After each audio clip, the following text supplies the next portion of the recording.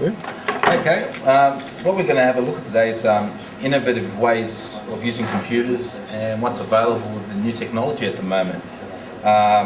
What we've got here is an ITX format, which is pretty much the smallest format we can get IBM compatible PC motherboards.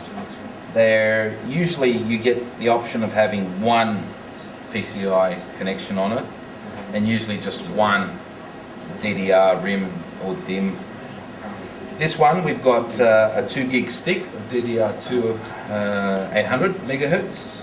We've got Atom dual cores CPU, which gives us 4 cores to play with. And in this case, we've got 2 SATA channels. So we've got one solid state hard drive already plugged in, and it's got the standard outs that most motherboards have. Your PS2 connections. It's got a serial connection, so that comes in very handy for OBDI connection for your engine management, because they usually run on serial. It's got your VGA, which is full Aero compliant VGA. It's the Intel, what was it, 950. It's still got a parallel port for those people who are trying to use the old parallel printers. We've got 4 USB 2 ports on board and a gigabit network card, plus your 5.1 surround audio outs. It's got an extra USB 2 header on the motherboard, so you can run a breakout or you can run other USB 2 devices internally. Okay, in this case we've also got a specialized power logic control for the power. This one accepts voltage anywhere in the range of, let's say, 11.8 volts to 21 volts, and it'll regulate it down to 12 volts and all the channels working at the voltage they need. Plus it's semi-programmable in that it will automatically send a shutdown signal to the motherboard if voltage drops between 11.7 volts, so you don't drain your batteries on whatever it is you're using it, be it a car or a boat.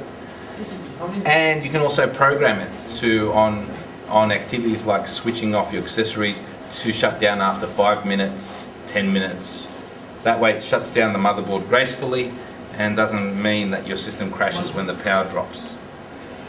What we've got here at the moment, we've got pretty much Vista 64 running on it, 64-bit version of Vista running it, and we've also got other peripheral devices including Wi-Fi, so you can connect to wireless connections, and we've also got USB, GPS and digital TV all in one unit, including this one's got a breakout for a standard GPS external antenna as well, and it's got connections for your TV aerial. So what is in such a small package, which only weighs not even 2 kilograms, I don't think, is actually a pretty high-end computer. Okay, what I'll do now is I'll put it all back together and we'll see it running with the aid of our 8-inch touchscreen. So, yeah, start it going. I'll just plug it in now and I'll start it up.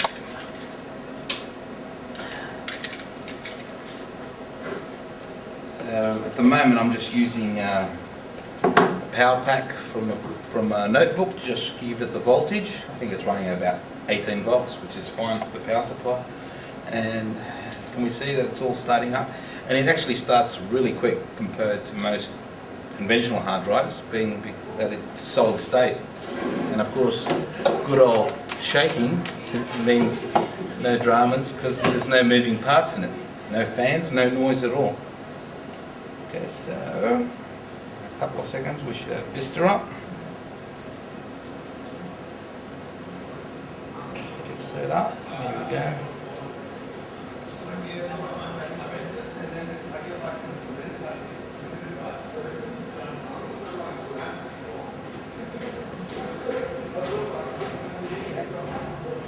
So in this car, I think we were using actually an AVI as the wallpaper, just to see how well it copes.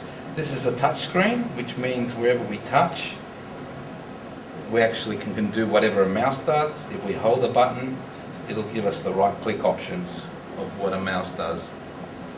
So in this situation, I've got some nifty applications as well. that work well with the touchscreen. We have the centrifuge, which is like can't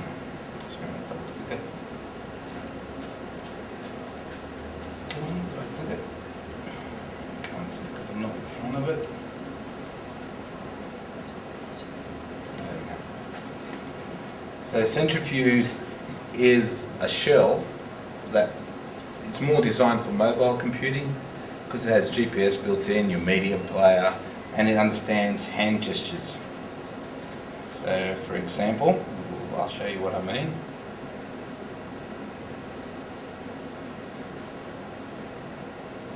Once it finishes loading,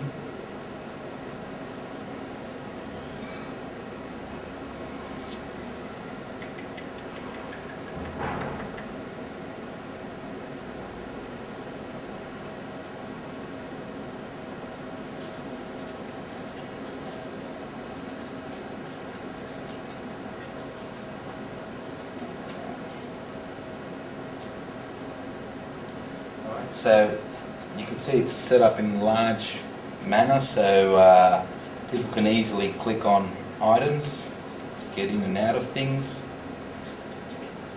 We can go into the phone settings, we can set up our Bluetooth, navigation for our GPS. We can see that it's got options to watch your DVDs, to browse the internet, interconnectivity for your iPod. It's even got email set up. I actually tried it before and actually works quite well. So as long as you can get internet connection, you pretty much have your whole, whatever you have at home, you can have mobile on this computer. It's got your picture selections, then it's got OBDI connection if you want to connect your engine management straight into it, so it'll show you your oil pressure, your temperatures, weather from the weather channel. Again, you need some form of internet connection for it to work. Cams, you can have your reverse camera as well connected to it, and your audio mixer, Wi-Fi selection. The other good thing about this is it does something called hand gestures, so it understands if I do an M, it'll go to my music player. If I put a line through, it'll quit the application. If I do an N, it should go to your navigation program. So it's actually quite easy to use while you're driving. That's what it was designed for. And the other good thing about this as well is you can have a full-blown media center on it as well. We've got a couple we've been trying. Let's close the browser. We've been playing with, which one was it? Media Portal. Configuration, there we go. So that's pretty much like a media center in Vista and XP. This is an open source production, but it has all the integration with DVDs, digital TV, digital audio, radio, and because it's open source, it's quite moddable. You can change things the way you want it. So I'll just start the plug. It's all starting up. And there you go. Again, this is, you can run it by gestures. If I scroll up, scroll down, wherever I go, pictures, this will actually show my pictures. If I click up there, and this guy, oh, there's X. I can break out of it. I didn't really want to. I should have went to show you the media player functionality of it. And then you can have your DVD library and so forth. Takes a bit of getting used to. Let's go up. No. Hold on.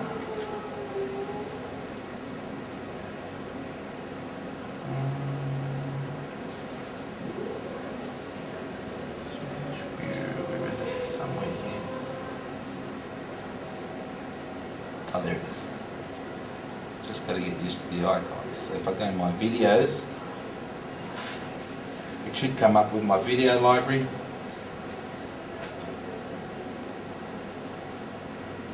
For example there, and we can pick a song. You can actually resume your last one, or you can pick one up straight up, for example, whatever it's got there. This is the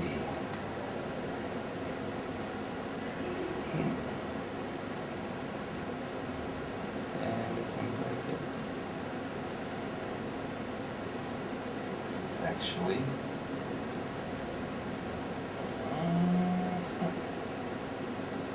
hello, how do we kill it?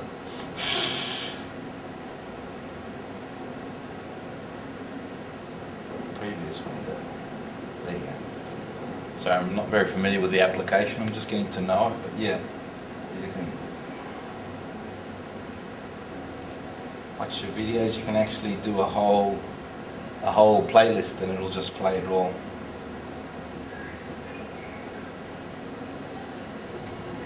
And previous window should take us back. Yeah, I'm just getting used to it. That's the main menu for videos, and I think hitting the guy up here, you can go backwards to the main menu, and you can actually see the movie still running in the little window down the bottom. So yeah, we've got my music, my pictures, my TV for your digital TV, and it's got plugins as well for gaming. For example, let's have a look at some of the plugins here. Look, go up, up. Up. Someone go up. Missed it by that much.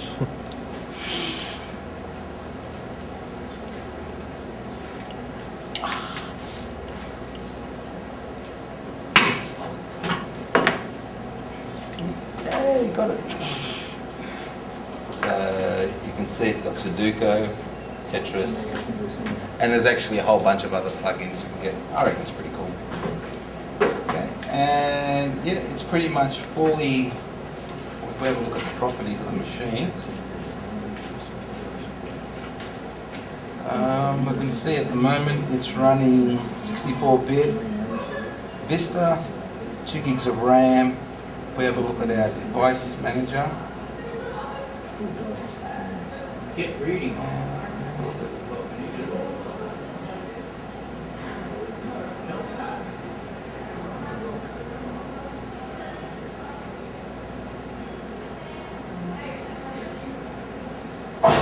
see that it comes up with four cores.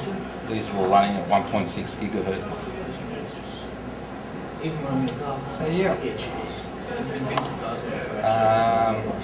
innovative look at different things you can do with computers this day and age. Made for people with certain wallpapers.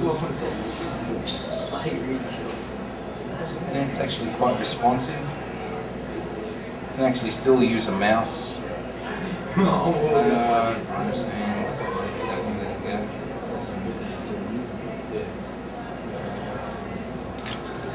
you can run your dream scenes on it as well. And it has all the arrow options. Just get down there. That's what once eventually I'll find it. But I've got an all-in-one, and I've got something that's just too expensive to own print shit. I can print shit. There you go. Actually, it's got to be worth printing, otherwise I'm not going to print it.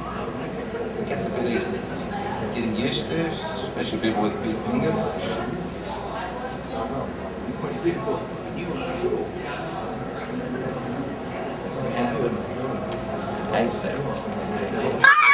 make a big splash.